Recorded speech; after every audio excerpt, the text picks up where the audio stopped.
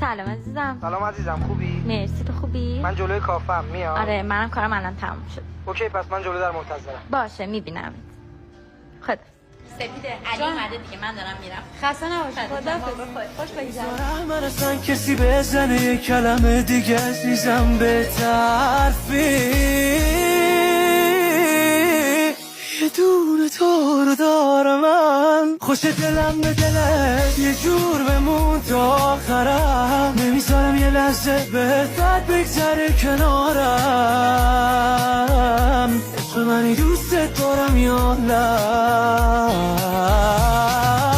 یه دونه تو رو دارم من خوش دلم به دلت یه جور بمون تا آخرم نمیذارم یه لحظه بهت بد بگذره کنارم خسته نباشید.